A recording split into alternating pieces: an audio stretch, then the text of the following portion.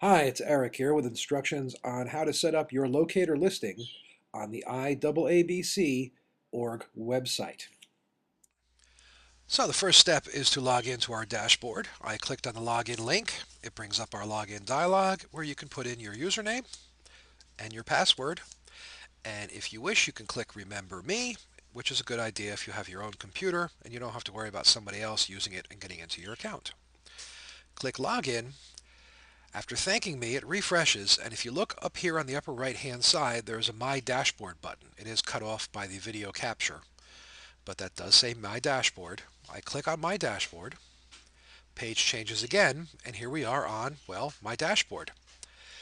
On the left-hand side is a bunch of links, including settings, your profile, continuing education, where would go in and recertify when that is enabled, but also our events list, communication. Depending on what divisions you're in, you will see the dog division group. If you're in cat division. If you're in both dog and cat, parrot, and what have you. And also a link to browse and search the member list, which we'll do a separate video on. Then down toward the bottom, some of it's cut off by the screen capture, are different documents about IAABC, including a logo you can use for your website. We automatically, based on your account, figure out which logo you should get. But the reason we're here is for the consultant locator. So I'm going to click on consultant locator listing. That brings up a new page where you can access your consultant locator information. Now again, it's cut off by the screen capture. What is cut off on the bottom is an entry for phone number and a checkbox indicating whether or not you accept phone consultations. But what is visible here, you see email. This email is not the same email as what you could use for your account. If you have one for your business and one for your personal email, you can supply two different emails. Your website link, a description of what you do or what your business does. Subheading is usually your name and your title. Heading is usually the name of your business. And then up on top is the part that confuse many people, which is your latitude and longitude. The old locator, the first one that introduced the search, used zip codes. And really, any search by geography is going to use latitude and longitude. Zip codes are oftentimes useful because a zip code indicates an area on a map.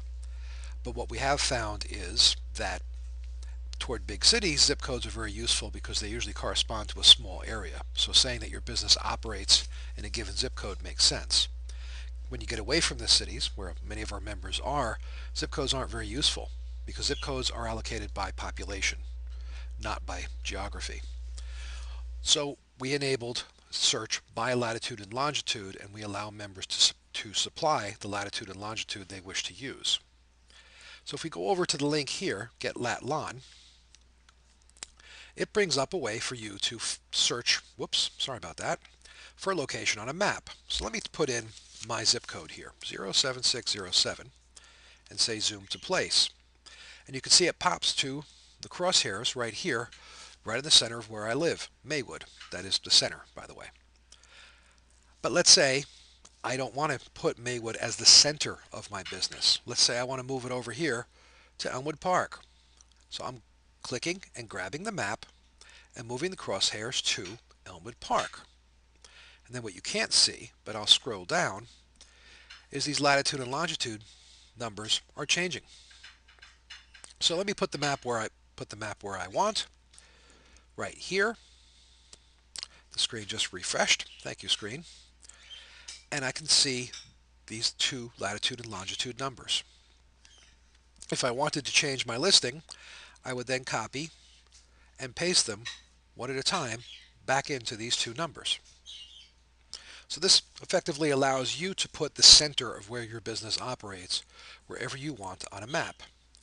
Then when you're done, you can't see it because of the screen capture, you can click Save Changes, and your information is changed back to the database, and you should see that little green successful box. That's how you know that you successfully changed your listing. Thank you very much, and happy surfing.